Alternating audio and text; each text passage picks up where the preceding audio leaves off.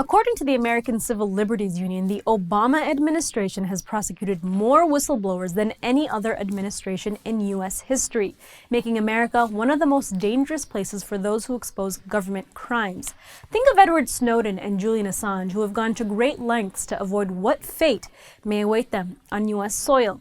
But others, like Chelsea Manning, have not been so lucky to avoid that fate.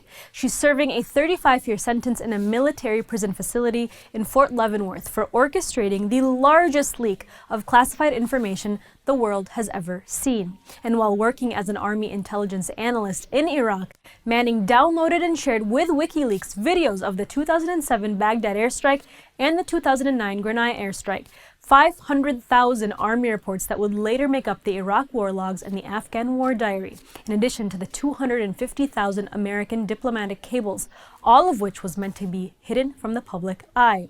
Now, rather than being hailed as a patriot and a defender of democracy for revealing the true costs of war, including civilian casualties, uninvestigated torture reports, contractor abuse, and even the role of corporate interests in international diplomacy, Manning was placed in solitary confinement in extreme conditions for 3 years. And in 2013, she was sentenced to 35 years in a military prison, along with a dishonorable discharge from the Army. But this harsh sentence for a nonviolent crime set a very dangerous precedent for whistleblowers. And here to talk to me more about Chelsea Manning and this case is Kevin Gosztola, editor of Shatterproof.com, and a journalist who regularly covers WikiLeaks, whistleblowing, secrecy, and various issues created by the national security state. Kevin even had the opportunity to exchange a few letters with Manning to share her story with the public. And I began by asking him why human rights organizations like Amnesty International don't even consider Chelsea Manning a political prisoner, despite the fact that if she was imprisoned in any other country for the same reason, she probably would. Take a look.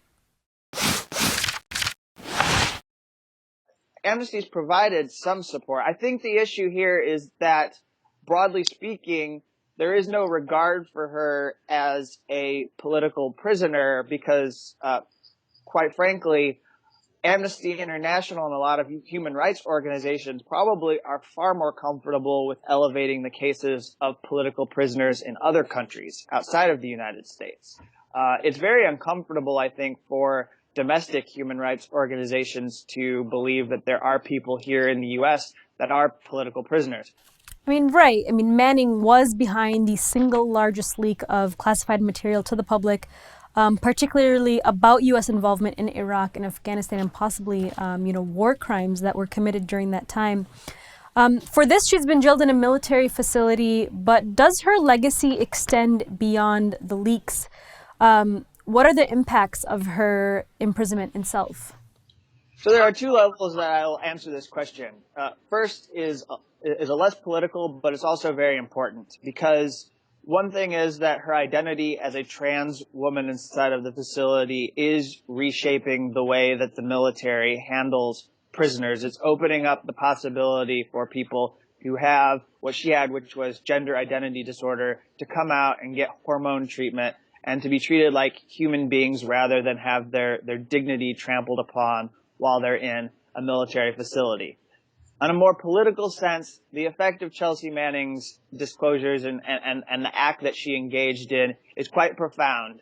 As one of the more common-sided impacts of her disclosures is that it opened up space for a lot of the uprisings that were seen in the Middle East back in 2011. That there were Egyptians and Tunisians and there were even Libyans that were reading the U.S. diplomatic cables between the State Department officials, the diplomats, and then the heads of states in those countries, and seeing the massive corruption that was endemic in their countries. And it's been really crucial to look at, the different sets of documents. Just to be quickly clear with people who maybe aren't aware, the different sets are that we had military war logs from Iraq, we had war logs, military incident reports from Afghanistan, there were hundreds of thousands of diplomatic cables, there were detainee assessment briefs on each of the prisoners that have been held at Guantanamo Bay, There was also the collateral murder video, which was this very vivid military dash cam sort of video of the attack on a Reuters journalist and then some other innocent civilians inside of Baghdad. And all of this information collectively has added so much to our understanding of the United States. Right, and I'm really glad that you mentioned, transgender rights. How has Chelsea Manning, become a role model for transgender individuals? Chelsea Manning inside of Fort Leavenworth has been quite profound for trans people here in the U.S. I think that she's actually a kind of role model to trans people. And I had a letter exchange with her, and she didn't see herself as a role model. But in my mind, one of the worst places to be a trans person would be in the U.S. military, inside of a prison where you are not allowed to be the person you want to be, where you're not allowed to be yourself, basically. And she's showing trans people who are writing to her, sharing their stories. She's showing them how to live and be themselves.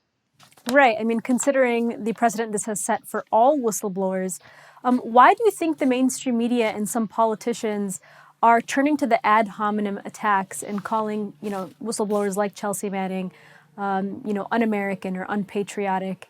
What do you have to say about that?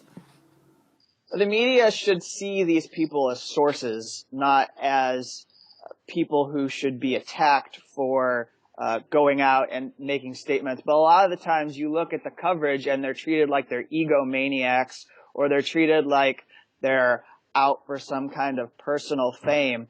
Instead, the reality is that they've done this truth-telling at great risk to themselves.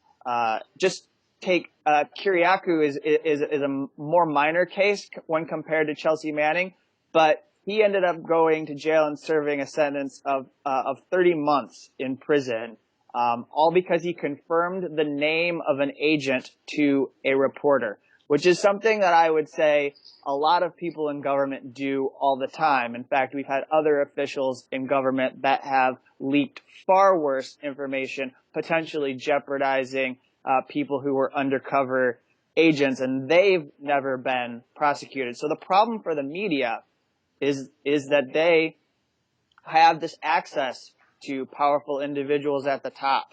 And those powerful individuals at the top are called into question by people like Thomas Drake, John Kiriakou, Edward Snowden, and Chelsea Manning. And in order to maintain this sort of access, in order to continue to be the sort of elite kind of journalists that they want to be, they end up having to trash these people and convince Americans that these are not individuals we should listen to. Well, thank you so much, Kevin, for joining us today. National Security State journalist and editor of Shatterproof.com. Hopefully we'll have you on again soon. Thank you.